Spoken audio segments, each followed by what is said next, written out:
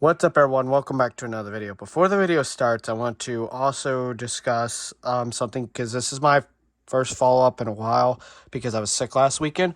On the 25th of July, I now have a official dedicated editing computer and streaming computer. I got the 16-inch MacBook Pro.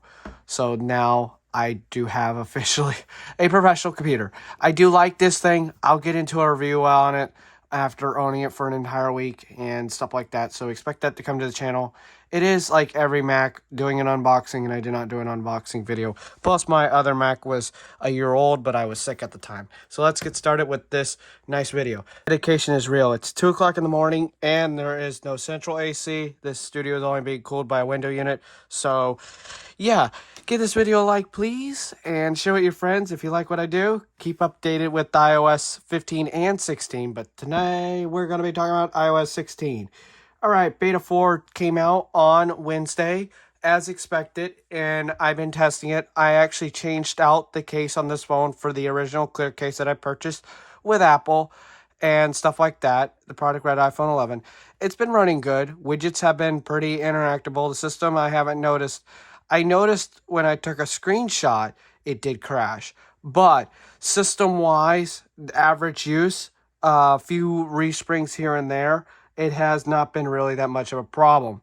Widgets, on the other hand, this area here, if you do not have widgets already on your lock screen and you use voiceover, the widgets are not accessible when adding them. And I will demonstrate in a little bit. But I want to go down to here and customize. And then the widgets up here, you can actually specify a widget to detect your AirPods Pro battery or your Apple Watch battery, like mine over here, and then your iPhone battery.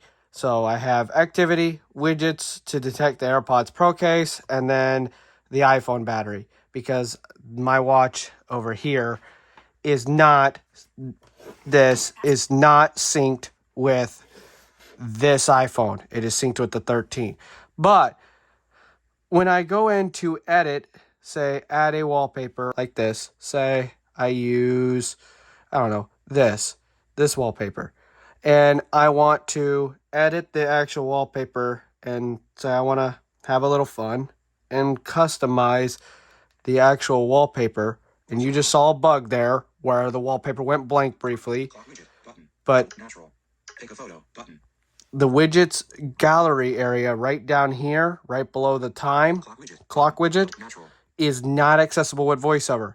However, if I stop doing that, photos, focus button, photos button, and go over to this one, and then start long press, page, customize, and then you could see status, activity, clock widget button, clock widget, activity, button, status, batteries widget button, status, batteries widget button, natural, take a photo button. So there you could see, completely accessible.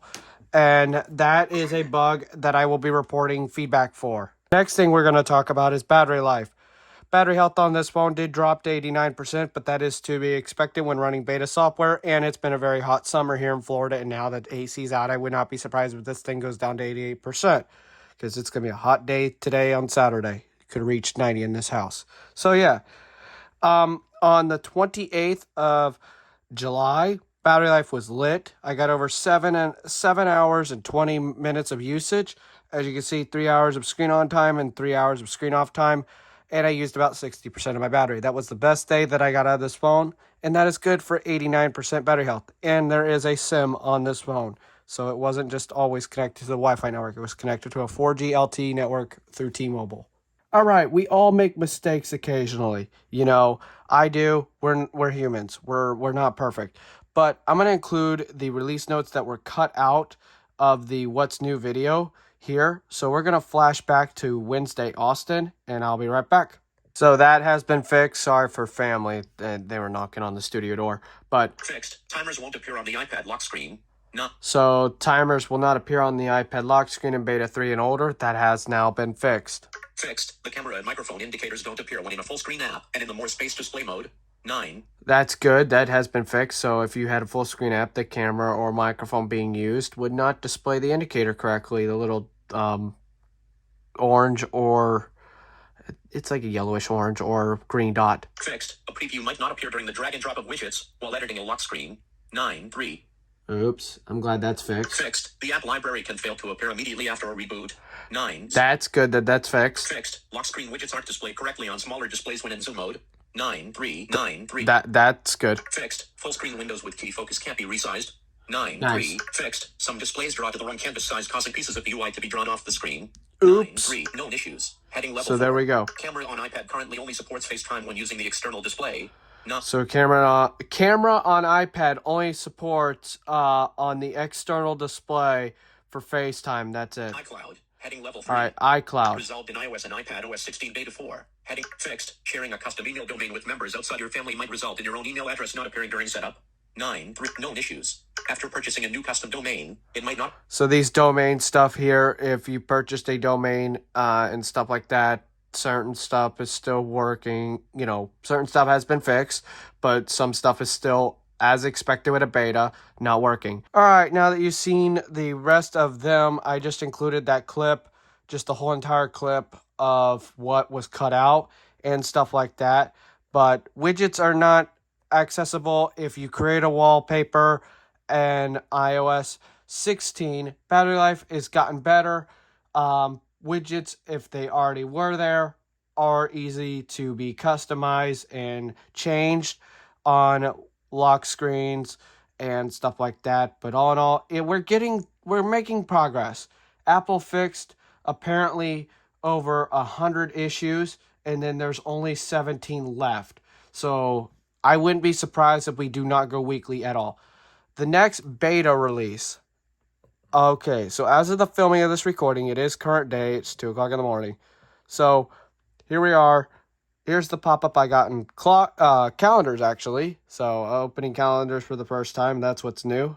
I got to find the one for notes. So I expect an update around August 10th, Wednesday. So August 8th through the 11th. That's when our next update will be, Beta 5.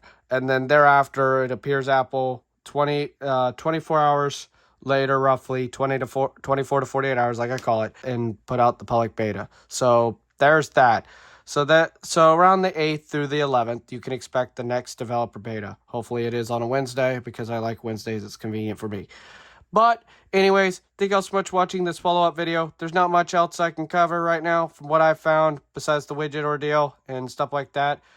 Hopefully my AC comes back, and this summer's been hot. So hopefully y'all stay cool, drink plenty of water, and I will see y'all when beta comes out within 2 weeks. If not, reviews will be coming out about that Mac a week later, and next weekend's follow-up when I find more.